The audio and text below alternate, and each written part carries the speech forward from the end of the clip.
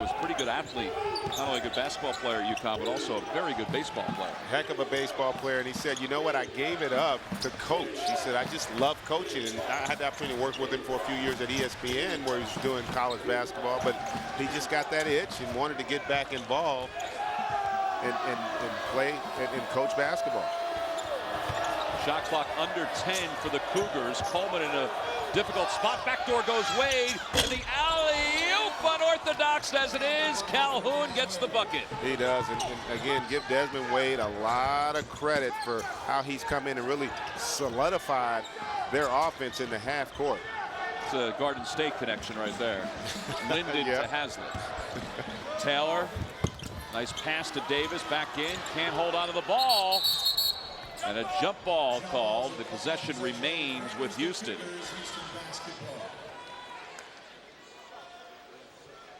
Well, this is not how they draw it up, but it got the job done. Yeah, and again, sometimes you just get it up there and let the big guy go get it. A lot of big guys that have that athleticism, that they're able to control the ball like that high over the cylinder.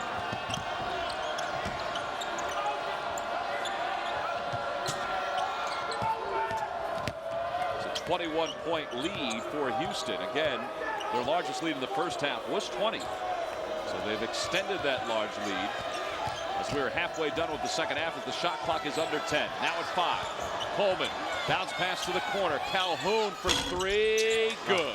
That's his third 3 of the night.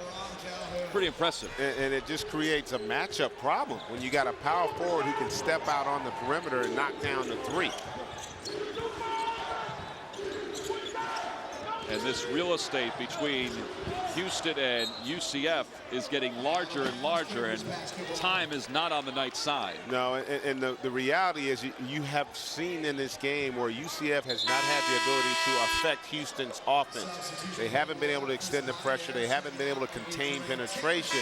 And that's what's allowed Houston to get such a great rhythm offensively. Anytime you don't feel like your opponent can affect what you want to do offensively, it just gives you confidence. Well, Taylor will take a seat on the bench as Baez checks back in.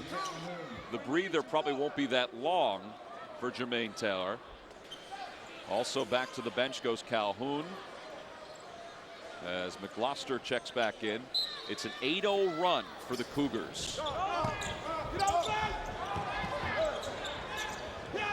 Guzan harassed and the steal. Davis outside to Sosa. Gets some room. Jumper short.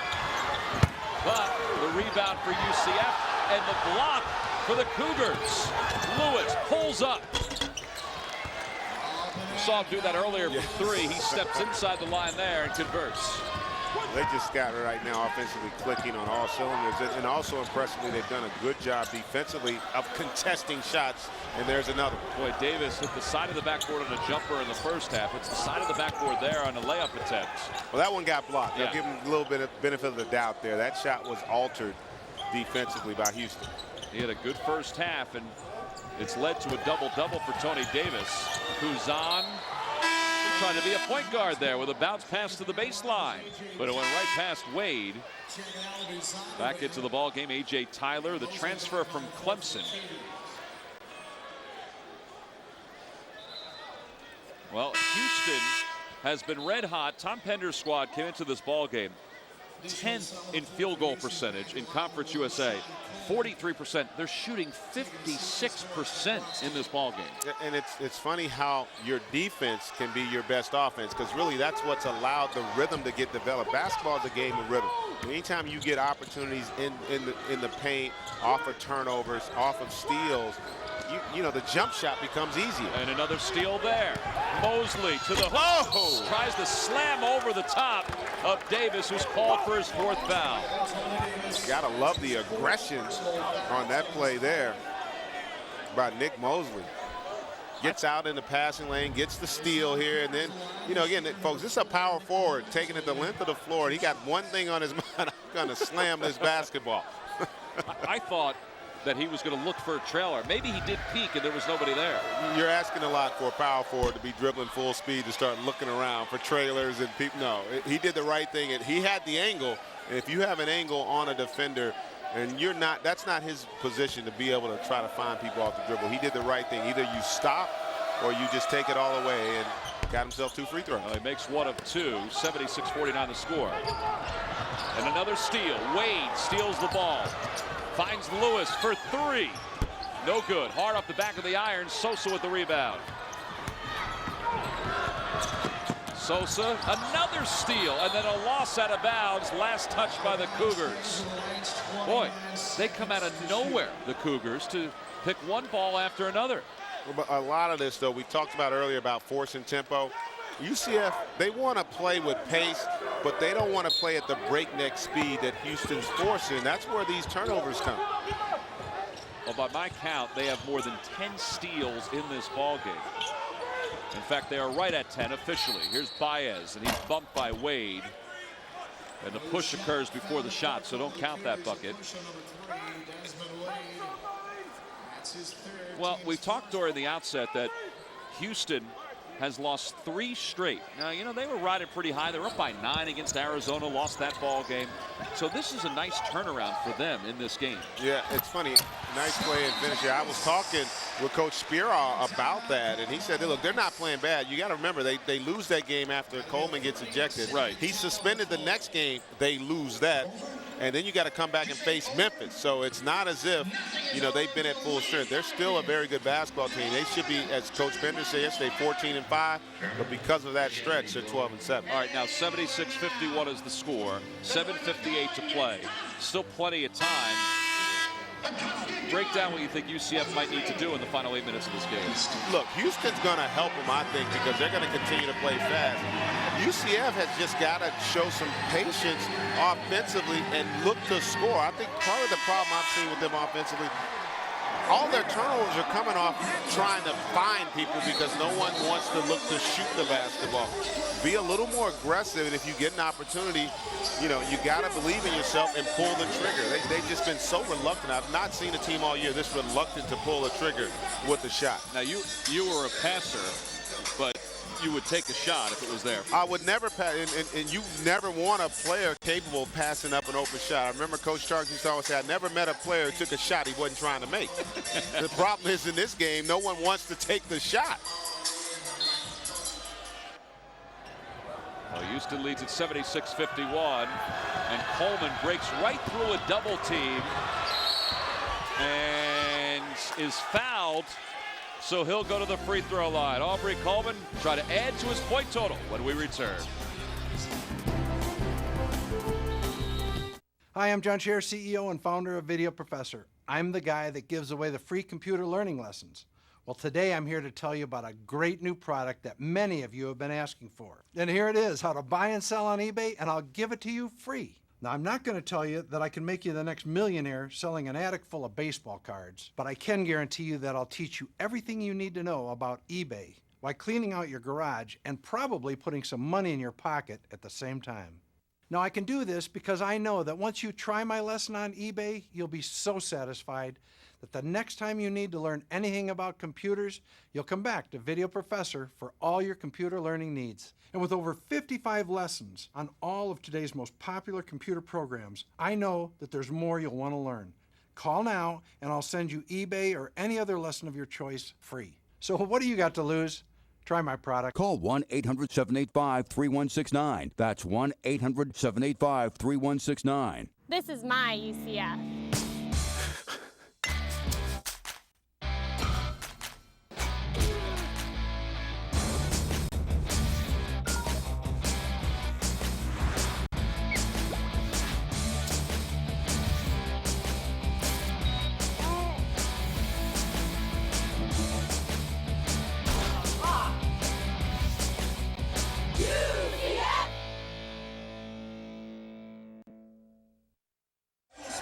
A 15-point lead for Houston, so UCF is still within reach. A little under 8 minutes to play here in the second half. Time now for our icy hot sharp shooter. A couple guys who shot the ball well today, including Aubrey Coleman. Well, Aubrey Coleman set the tone early on with the layup and then just got the rhythm, and he's been in attack mode the entire night. Comes up the loose ball here in the finish.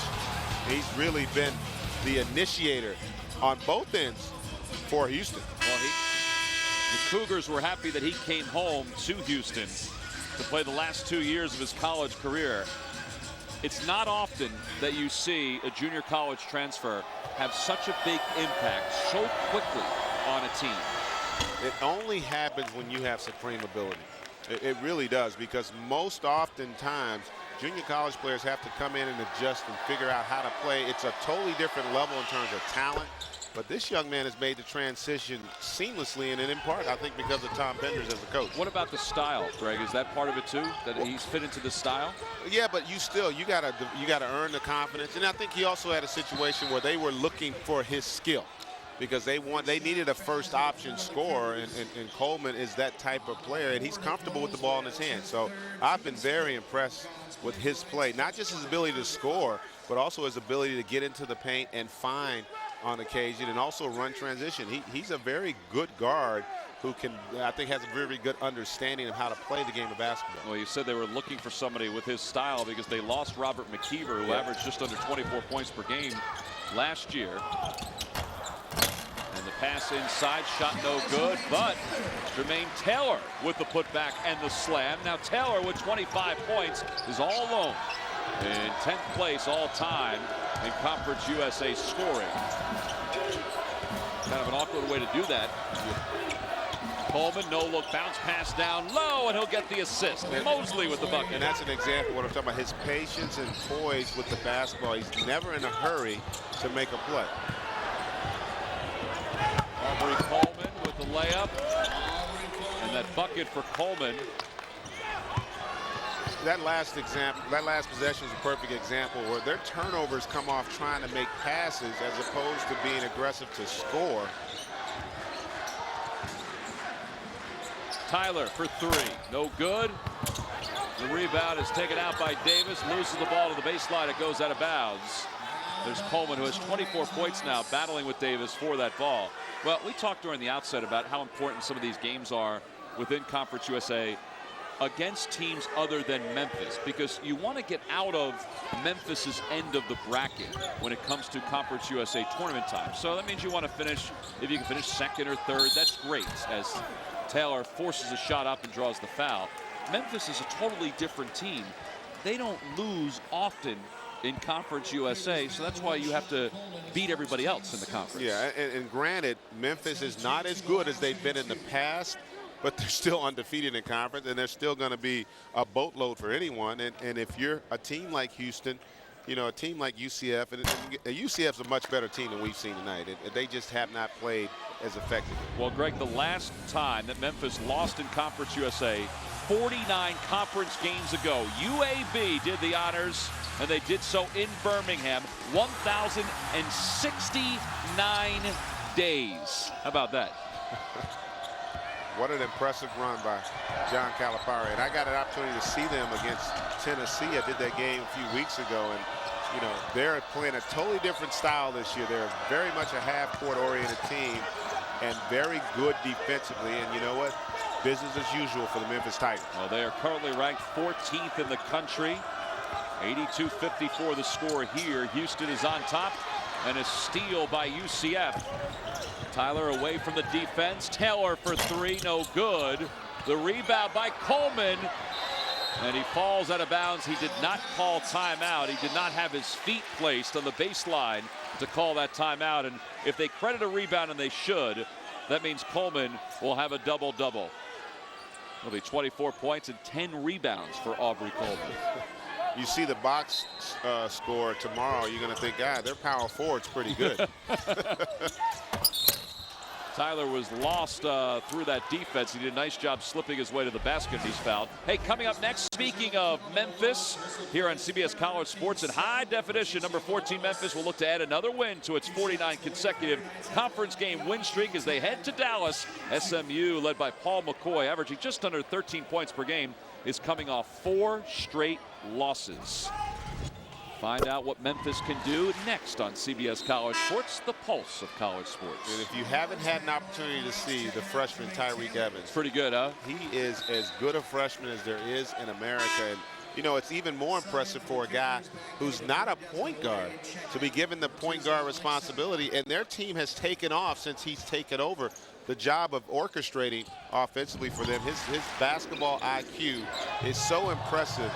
Not often you find that in a freshman, and they've had it the last 2 years with he and Derrick Rose. Yep, Tyler makes both of his free throws. Lewis jumper no good. Rebound is taken out by UCF, and Weathers. Here's Davis to the bucket. He gets the bucket and the foul called, so he'll get a three-point play. And that's a great call by the official on that play, because Nick Mosley, he had a position established, but Tony Davis is able to avoid the contact.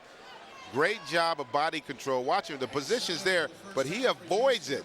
Jumps off to the side. That's why he gets the call there and is able to finish. Well, Brett Barnaky was the guy who made that call, the official, and I understand that Barnaky, a young guy officiating here at Conference USA, is being looked at by some NBA officials about possibly going to the next level as an NBA referee. Well, I tell you what, he's getting some good experience working with Bill Kennedy, who's one of the best, who's been around for a long time. Did a lot of my games back even when I was in college.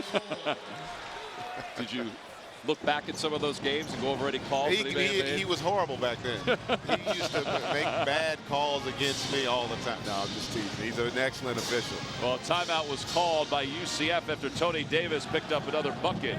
It's a 7-0 UCF run, and they've made it a 22-point game. And how about Coach Spiro? He's still coaching, and you know that's important, folks, because even though your team's not playing well, you can ill afford to let them see you as a coach or a leader succumb. And that really sets the example, and it'll help them tomorrow, because look, they did not play as well or as they're capable of. Credit Houston with what they've done defensively, but that man's a great coach. Penders is a great coach as well, but Coach Spiro does a great job of really getting the most out of what he has. Let's face it, he doesn't have the talent overall that Penders does, but yet his team is having a very successful season. He also signed a pretty good player that's due to come to UCF next year. A kid by the name of Keith Clanton, the 1A, Florida 1A Player of the Year last year when he averaged 21 points per game, and he's averaging just over 21 points per game this year. And he also threw in about 14 rebounds and 3 blocks a game. I did see that. Yeah, I did see that. Coach said he is the biggest recruit that they've ever signed here, and he's been here 16 years, so that's pretty impressive. 31 points off turnovers for Houston. That's unbelievable. The Knights have turned the ball over 18 times. There have been 12 Cougar steals. Yeah, that's amazing. Again, I go back to the lack of confidence offensively by UCF to really just to be aggressive to go to the rim. Most of those turnovers are coming because of their reluctance to shoot and trying to make too many passes, believe it or not. 26 points now for Aubrey Coleman to go along with 10 rebounds. Young to the basket, tries to get away from the contact. Davis with the tip in. So many good things happen when you're aggressive to attack the rim. Even if you don't score, you create offensive rebound opportunities. Tony Davis now with 20 points and 12 rebounds. And he's been doing a lot of it in the second half with 4 personal fouls. Yeah, he's definitely stepped up. And we talked about that second option offensively. Well, he was definitely that tonight. Unfortunately, they needed a third and a fourth to compete offensively with Houston. In fact, Taylor and Davis, the shot clock is under 10 here, have combined for 46 of the points for UCF, 46 of the 62. Weathers in the open floor, and the points for Tony Davis, a career high 20 points. Young with the air ball, and that'll be Houston ball.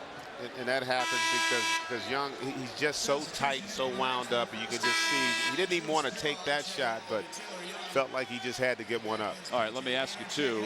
We've watched these last few minutes with Jermaine Taylor on the bench, and you know this is an 84-62 ball game right now. Is this a chance to give Taylor a breather because this game seems to be out of reach?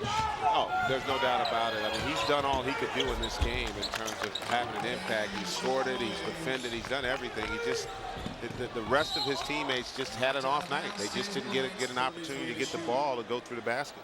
Deshaun Williams just knocked that ball out of bounds. He also just picked up the first bucket, his first bucket of the game. I tell you, yesterday I had the opportunity to watch Houston practice.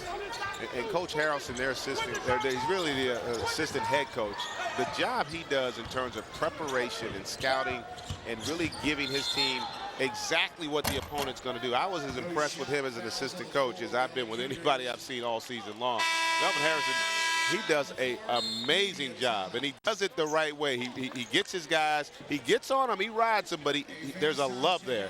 It was impressive. And Tom Penders gives him an awful lot of responsibility. The responsibility for Houston, well, to hold on to a very comfortable lead. Before I started college courses, I charted these courses. See, we're on course, on track. Before I got my electronics business underway, I got these underway. Bridge, this is main control. The Navy got me the money I need for college. And gave me an accelerated course to my business. Before I start my own practice out there, I'll get the practice I need here in the Navy. Navy, accelerate your life. How much sugar is in these energy drinks? Let's find out. While waiting, you should know. 5-Hour Energy contains 0 sugar and only 4 calories. Its blend of B vitamins and amino acids can help you feel awake, alert, and productive for hours without the crash or jitters. The answer is 12. Over 12 teaspoons of sugar and 200 calories in these energy drinks. 0 sugar and 4 calories in 5-Hour Energy. There's a reason people choose 5-Hour Energy 2.5 million times a week. 5-Hour Energy. Hours of energy now, no crash later. You sure can brew it. Question is, can you sell it? Made our first sale. More bars in more places. That's what you can expect from AT&T. Am I going too fast for you? We gotta celebrate. We gotta expand. Switch to the network with the best coverage worldwide. AT&T. This Valentine's Day, buy a Propel and get one free after mail-in rebates. College basketball on CBS College Sports has been brought to you by the new AT&T, your world delivered, and by Buffalo Wild Wings. You have to be here. Don't forget, coming up after this ball game, another Conference USA matchup as Memphis will take on SMU. Well, the night mascot is still fairly happy, although this has not gone anywhere near the way UCF thought it would. When you think about it, they're 23-5 here at the UCF Arena, and it's not often that they get beat the way they're getting beat here. When they played Memphis earlier this year, they were up at halftime. I mean, they had a pretty good run in that ball game. This has been basically a blowout. It's been a combination of UCF offensively probably being as inept as they've been all season, right, and Houston defensively being as active as they've been all season long. And I mean, I was just looking at the stats. We talk about turnovers. UCF had 4 guys who had as many turnovers as field goal attempts in the game. That's interesting. And that kind of tells you that the lack of aggression offensively, because you got to be willing to be aggressive offensively when you play against teams that are going to get after defensively. That's how you make them back off. Weathers misses the front end of the 1-and-1, but the ball is touched last by Houston.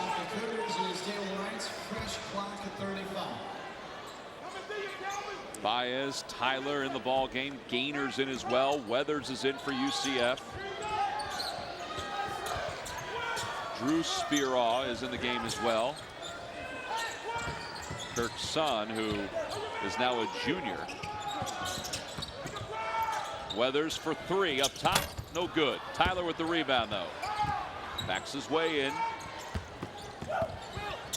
Weathers with a one-handed pass down low, and they pass the ball well around the key, and a foul called underneath. And the one thing I do like from UCF, the effort and the intensity, it has not waned. It's just, again, that the aggression offensively has never really been a part of the program for them this evening. Well, and I talked to Kirk Speraw today about, you know, his program and Houston as Tyler makes the first free throw, and Conference USA as a whole. We know Memphis is going to be in the NCAA tournament, and as Kirk Speraw was telling me today, you know, he's hoping that the conference gets a little more recognition, so maybe they can get more than one bid in the NCAA tournament, because it's only been Memphis that's had a bid the last 2 years, as things have gotten a little physical underneath, as B.J. Gainer is called for the foul, locked up with Kuzan.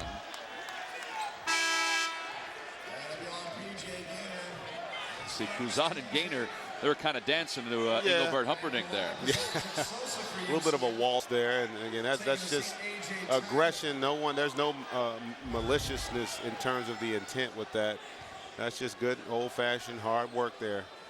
Well, Kuzan will get a 1-on-1 opportunity, and I wonder, as Gaynor's underneath, he's being talked to now by Bill Kennedy, who, as you said, has been an official for a long time. And now Bill Kennedy has a word with Kuzan. Remember, pride comes into it. Anytime you're getting beat this bad at home, your emotions can get a little high. And Bill Kennedy is, as you said, he's reffed a lot of games and a lot of games like this. And so he just wants to make sure that these young men don't do something they're going to regret down the line. 87-63, Kuzan, who just made his first free throw. Fronted to the 1-and-1. Makes his second, so he has 9 points. He averages a little more than 12 per game. Gaynor with the handoff to Sosa. Sosa from Puerto Rico. They think he's going to be a good shooter as the years move on. Baez's three no good. Gaynor with the rebound against Kuzan. Tries to move Kuzan's feet. Gets the pass to Baez, who misses. Gets the rebound, misses again. And Kuzan is able to corral that rebound. Kuzan now with 8 points, 6 rebounds, or excuse me, 9 points and 6 rebounds in this game. Under 3 minutes to play. If you're Houston, they've really had a solid game. This was a night where Houston could beat anybody in the conference. I mean, if they're playing Memphis tonight, they have as good a chance as anybody to win that basketball game because they were so good defensively and so unselfish on the offensive side of the ball. Well, counting tonight's ball game, as the shot clock was winding down, Coleman thought about getting that shot off, but the ball was knocked out of bounds. Counting tonight's game for Houston, let's say that this goes in as a victory and they're up convincingly by 25. That would give them 4 wins in the conference. Tom Penders has coming up Rice at home, at SMU, Tulane at home, and at Marshall.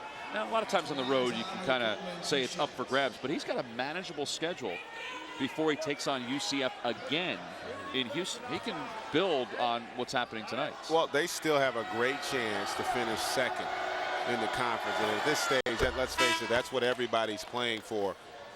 There'll be a half game back in the loss column to UAB.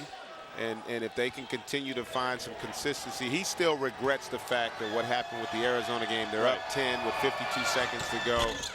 Then they get the suspension. They end up losing to UTEP, a team that's a very good team, yet one with Coleman in the lineup you have a great chance of beating. And then obviously Memphis is going to be a tough win for anybody. Sosa to the baseline. And he is fouled taking that jumper, so he's going to get a couple of free throws. Well, on the flip side, for UCF, a loss here tonight moves them to 5-3 within Conference USA. And they're at East Carolina, at UTEP. So, Kirk Spearaw's schedule, I mean, it's pretty tough. I mean, the fact that he's got to go to East Carolina and go to UTEP as well before he hosts Tulsa here at home. And that's on the 14th of February, and then he's back at Houston on the 21st. Yeah, it's not going to be easy, but they've had an impressive run here. The fact that this late in the season, they're second coming into this game in the conference, that's impressive. That's confidence that you'll build the rest of the season on. Aubrey Coleman still in the game, gets another point there. A little surprised. They're probably going to try to get him out of there now, but this is one where if you're UCF, you don't beat yourself up over too much, because the reality is they just didn't have the kind of game they've been having all season long. Yeah, there's so many good things that they can build on. Weathers for 3, it's short. Kuzan with another rebound. Coleman again will bring the ball up the floor. One thing they will build on is the fact they got 20 offensive rebounds in this game. Well, and Davis was pretty active. I think Tony Davis was pretty active on the offensive end. Yeah. Again, it comes down to the turnovers, which was really the big difference in the game for them, and how good Houston is at converting those turnovers into points. That's that 31-2 points off turnovers. That's you're going to win a lot of games if you can continue to dominate a team that way defensively. Substitutions, and Aubrey Coleman's going to check out. He'll leave this ball game with 30 points and 10 rebounds. It's his second 30-point game of the year. He had 35 against Memphis. Well, back-to-back 30-point games as well. So, you know, he's obviously getting into a real good rhythm offensively, and I'm happy for the young man because obviously dealing with that adversity in the Arizona game and the suspension, you know, we all have to deal with adversity, but the true test of character is how you bounce back, and he's handled it well. He's been humbled, and you know, he's got back to the business of playing basketball. And Houston is within 6 points.